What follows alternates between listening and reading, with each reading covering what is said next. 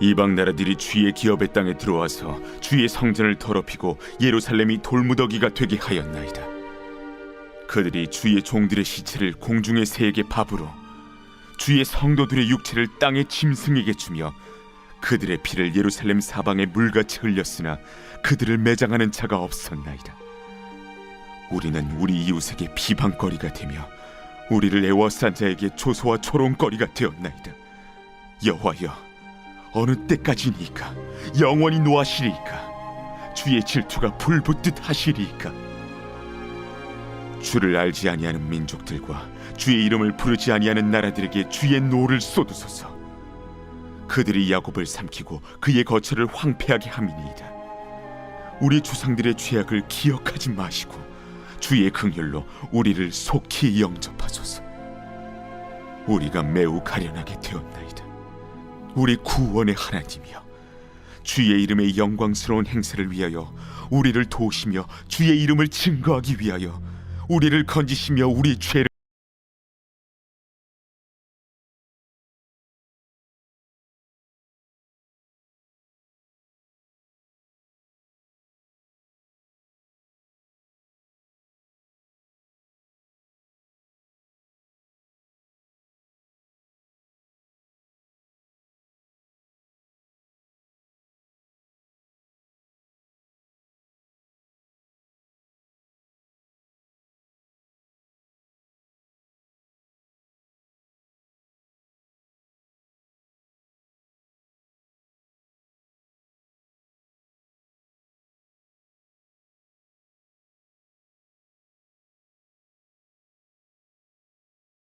라는 제목으로 말씀을 전하겠습니다.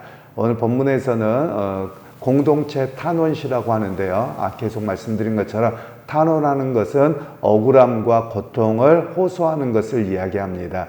그래서 오늘 본문의 배경은 이스라엘 백성들에게 재앙이 찾아왔는데, 그것은 특별히 남유다에 바벨론이 쳐들어와서 성전을 무너뜨리고 예루살렘을 회파하고, 그리고 모든 많은 백성들이 죽임을 당한 그런 시체를 보면서 하나님 앞에서 우리 민족에 대한 두려움과 또 안타까움, 또 하나님의 백성으로 부름받았는데 어찌하여 이런 일이 일어났는지 하나님 보시고 우리를 도와주소서 하는 그런 내용이 오늘 본문의 내용입니다.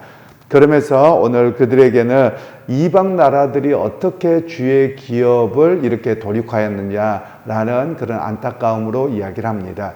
이런 측면에서 우리가 신앙의 바른 모습들이 좀 쓰기는 해야 되는데요. 그게 무엇이냐면 원래 유다 백성들이 생각했던 잘못된 신앙이 하나 있습니다. 그 잘못된 신앙은 뭐냐면 성전이 있으니 우리가 무조건 안전하다는 겁니다. 성전이 있으니 하나님이 당연히 계실 거고 우리가 아무런 문제가 없을 것이다, 이렇게 생각했던 것이죠. 그런데 하나님께서는 오히려 남유다를 무너뜨리게 하셨습니다. 허락하셨어요. 그리고 성전이 회파되게 하셨습니다. 그러니까 유다 백성들에게는 이 사건이 너무 이해가 안 되는 것이죠. 왜냐하면 하나님의 성전이 있다는 말은 하나님의 임재하심이 있고 하나님이 돌보신다라는 개념인데 어찌하여 성전이 무너졌느냐라는 것이죠. 그러니까 하나님 보시기에는 또 이들의 입장과 다릅니다. 너희가 성전이 있다고 해서 안전한 게 아니라는 겁니다. 오히려 하나님의 백성으로 성전을 통해서 말씀을 듣고 하나님께 예배하고 말씀을 좇아 생활해야 되는데 너희가 그렇지 아니함으로 인한 징계였다라는 것이 하나님께서 말씀하고 계시는 내용입니다. 그러면서 이제 주의 성전을 더럽히고 예루살렘이 돌무더기가 되게 하였다라고 말씀하는데요. 성전이 더럽혔다라는 것은 실제로 바벨론이 그들을 쳐들어가서 성전에 들어가서 성전에서 이방인에게 제사를 드리고 이방신에게 제사를 드리고 성전을 무너뜨린 사건입니다. 원래 이 성전에는 일반적으로 우리가 뭐 전쟁을 하더라도 그런 일들이 있기 마련인데요. 그 타국에 대해서 그들이 믿고 있는 신에 대해서는 잘 해코지를 하지 않습니다. 왜냐하면 그게 저주로 올까 봐서 일반적으로 해코지를 안 하고 그것을 지키는 것이 일반적인 전쟁의 모습입니다. 그런데 이들을 쳐들어왔던 바벨론은 오히려 성전에 들어가서 이방신에게 제사를 드리고 그리고 성전을 무너뜨려 버리는 이런 사건이 벌어진 것이죠. 그래서 이들에게는 성전을 더럽히게 되어서 이 일을 어떻게 해야 됩니까? 라는 그런 마음이 있죠. 그리고 하나님 앞에 드려졌던 성전이고, 그리고 이 성전은 1차 성전입니다. 그러니까 우리가 성전에 대한 이해를 좀 하시면 먼저 성막이 있었고 그 다음에 솔로몬에 의해서 성전이 지어졌습니다. 그럼 이 성전 안에 무엇이 있느냐면 하나님께서 그들에게 보관하도록 하셨던 법궤 안에 보관되었던 것들이 있죠. 법궤도 처음 만들어졌던 것이고, 그리고 거기에는 아론의 쌍난 지팡이와 그리고 만나와 그리고 하나님의 법궤가 있는, 율법이 새겨져 있는 그것이 있었죠. 십계명이 있었죠. 이 세 가지가 있으면 당연하게 자기들이 지켜지는 것으로 알고 있었거든요. 그런데 이때 다 빼앗겨 버립니다. 그리고 성전에, 솔로몬 성전에 여러 가지 금으로 해서 만들어 놓은 성전 기구들까지 다 빼앗겨 버리게 되는 겁니다. 그러니까 이 모습을 보고서 분명히 이곳은 거룩한 곳이어서 아무나 들어가면 안 되는 것이었고, 들어가면 하나님 죽이시는 곳이었는데 어찌 이럴 수 있는가라는 그런 한탄과 아쉬움과 신앙적인 갈등이 매우 높게 있었던 그런 모습을 이야기합니다. 그리고 예루살렘이 돌무더기가 되었다라고 말씀하는데요. 예루살렘이 다 회파되어서 그 지역들은 보통 돌로 집을 짓습니다. 그러니까 집들을 다 무너뜨려 버린 거예요. 이런 상황을 보면서 시편 기자는 안타까움과 고통의 소리를 하나님 앞에 내고 있는 모습이라고 할 수 있습니다. 그러면서 얼마나 이 예루살렘이 처참한 상황이었는가라는 것이 2절에 나와 있는데요. 사람들의 시체가 있고 그리고 새의 밥이 되어버렸고 그냥 보면 너무나도 처참한 그런 상황을 경험하고 있다라는 겁니다. 더군다나 예루살렘이에요. 왜냐하면 예루살렘이라는 말은 평화의 도시라는 뜻이거든요. 즉 하나님께서 지키셔서 살렘의 도시인데 어떻게 이런 일들이 있을 수 있습니까? 라는 고통의 소리가 여기에 담겨져 있습니다. 그러면서 오히려 또 무엇이라고 이야기하느냐, 4절에는 오히려 이것이 이방인들에게 웃음거리가 되었습니다 라고 이야기를 하죠. 조롱거리가 되고 웃음거리가 되었다는 거예요. 너희가 하나님을 믿는다고 하고 하나님 지키신다고 너희들 맨날 그랬는데 오히려 이렇게 멸망당하는 모습을 보면서 세상의 조롱거리가 되어지고 있는 그런 모습에 대해서 이야기를 하고 있습니다. 그러면서 5절에는 여호와여 어느 때까지니까 영원히 노하시리이까 주의 질투가 불붙듯 하시리이까. 이제 시편 기자는 깨닫습니다. 이것이 단순하게 힘의 균형 문제나 이런 것이 아니라 주님의 노하심이었다라는 것을 알게 되는 것이죠. 주께서 노하셔서 오히려 성전이 회파되고 예루살렘이 회파되고 그리고 우리가 조롱거리를 당하게 된 것이 주의 노하심, 즉 주의 징계라는 사실을 깨닫게 되어지는 것이죠. 여러분, 우리가 교회를 바라볼 때도 좀 심각하게 바라보아야만 합니다. 오늘날 교회가 세상으로부터 어떤 평가를 받는가를 우리가 좀 기억할 필요가 있는데요. 우리가 세상으로부터 조롱을 당하는 시대가 되었습니다. 여러분, 그 이야기는 뭐냐면 세상 사람이 악한 것도 있을 것입니다만 교회가 교회답지 못하기 때문에 그렇다라는 겁니다. 오히려 교회가 교회답게 하나님의 의를 드러내고 믿음 속에서 세상의 소금과 빛의 역할을 해야 되는데 그 역할을 교회나 그리스도인들이 하지 못하는 겁니다. 그래서 오히려 세상의 조롱거리가 되었고 오히려 이것이 하나님의 징계로 봐야 되는데 오늘날 우리 한국 교회는 그렇게 하지 않는 것 같습니다. 오히려 그렇게 하기보다는 오히려 뭉쳐서 우리의 힘을 보여주려고 하는 그런 모습으로 자꾸만 가는데 오히려 이것은 하나님의 진노를 더 부르는 일이라는 겁니다. 오히려 이런 그 세상으로부터 손가락질을 당할 때 우리의 가슴을 찢고 더 하나님 앞에 우리가 어떻게 거룩함으로 살아가야 되는지 또 우리의 죄악이 무엇인지를 철저하게 회개해야 될 시기가 바로 지금의 시대라고 말할 수 있는 것입니다. 그러면서 오늘 이제 시편 기자는 다시 주님을 초청합니다. 그러면서 주님 어떻게 이야기를 하느냐면 6절부터는 주를 알지 못하고 주의 이름을 부르지 아니하는 저들을 심판하시기 원합니다. 이렇게 이야기를 하는 것이죠. 그래서 하나님께서 이 현장을 보시고 얼마나 우리가 전쟁 일을 하면 그렇지 않습니까? 악한 사람들만 벌 받는 게 아니에요. 예수 믿는 사람도 똑같이 죽습니다. 전쟁 나면. 그 모습을 봐달라는 겁니다. 경건하고 헌신하고 주의 백성으로 살았던 이 사람들까지도 이렇게 고통을 당하고 죽음을 당하고 있는데 하나님 이 현장을 바라보시고 오히려 다시 한번 회복의 역사가 있게 하시고 우리를 용서해 주시기 원합니다. 이런 고백이 있다는 말씀이죠. 제가 종종 이야기를 드렸습니다만 북한이 못된 짓을 할 때마다 어떤 분들은 가서 본때를 보여줘야 된다 뭐 이런 이야기를 하는데요. 그럼 큰일 납니다. 왜냐하면 여러분 북한이 좀 잘못한다고 해서 그냥 한 대 때린다고 해서 뭘 한다고 하십시다. 그러면 거기만 조금 문제가 되고 거기 몇 사람만 다치고 뭐 김정은이나 이런 사람만 축출되고 마느냐, 절대 그런 일 없습니다. 그렇게 되면 전면전이 일어납니다. 전면전이 일어나면 며칠 안에 우리가 전쟁에서 승리하느냐? 아니요. 몇 년 동안 갈 겁니다. 그리고 풍비박산 될 겁니다. 여러분 우리가 6.25 때를 경험했고요. 지금 러시아와 우크라이나 전쟁을 보면 금방 끝납니까? 3년이 넘도록 피폐해져 갑니다. 여러분 그런 일들이 있기 때문에 사실 전쟁이 절대로 일어나지 않도록 해야 될 필요성이 있음도 우리가 알 필요가 있습니다. 그러면서 오늘 이 시편 기자의 그 기도의 내용을 보면 조금 우리의 생각과 다릅니다. 즉 우리는 하나님 문제를 해결해 주십시오. 고통당하지 않게 해 주십시오. 여기서 기도회가 멈추는데 오히려 시편 기자는 그렇게 기도하지 않고 어떻게 기도하냐면 주의 영광이 회복되게 하옵소서 이렇게 기도한다는 말이에요.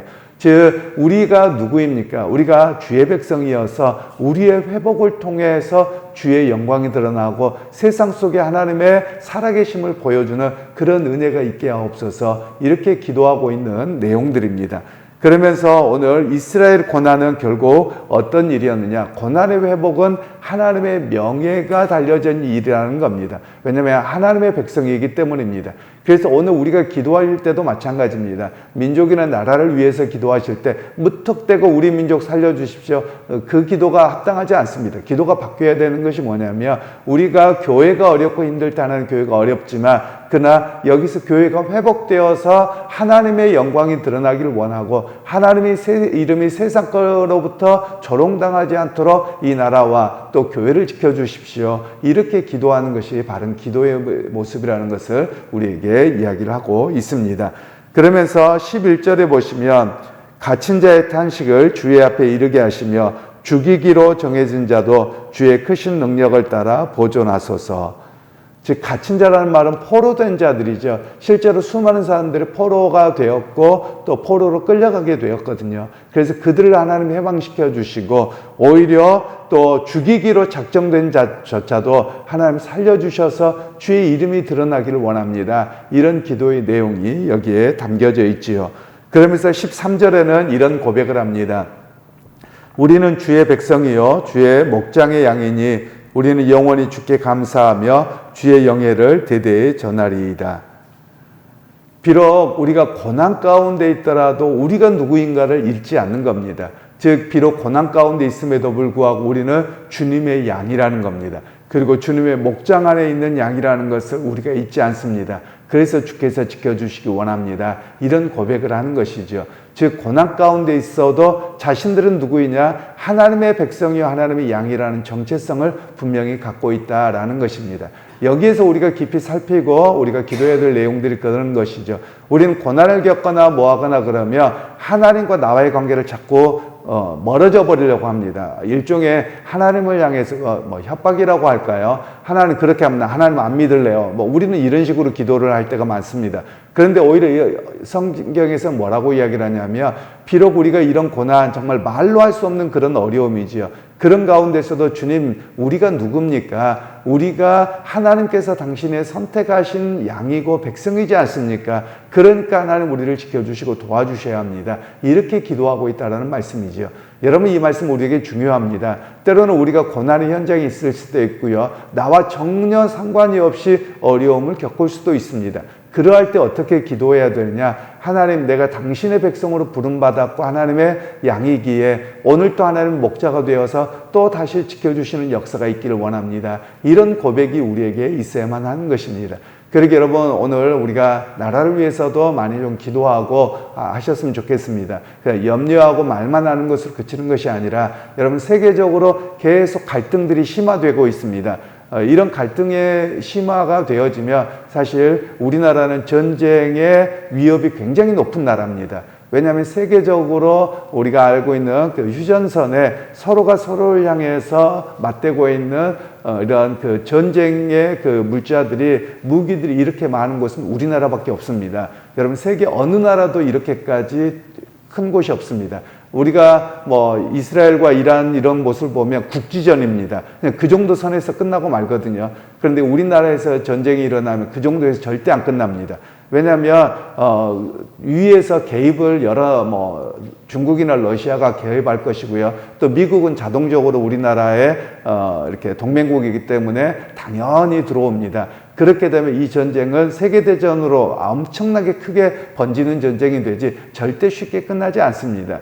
그러니까 우리가 기도할 때 하나님 이 나라의 교회들을 보시고 또 하나님의 주의 백성들을 보시고 이 나라를 지켜주시기 원합니다. 이런 우리의 고백이 있어야만 하는 것이죠. 그래서 여러분 오늘 이스라엘 백성들, 유다 백성들의 그 고난과 그 현장을 기억하면서 하나님 이 백성들 가운데 또 세계에 수많은 흩어져 있는 많은 사람들이 전쟁으로 인한 고난이 있는데 하나님 그 전쟁이 멈추게 해 주십시오. 이런 기도가 또 이 아침에 있기를 소원하고요. 또 우리가 각자가 하나님 앞에 내가 당신의 양이기에 나의 삶도 지켜주신 은혜가 있기 원합니다. 이 고백으로 오늘 하루도 승리하는 여러분 모두가 되시기를 주님의 이름으로 축원합니다.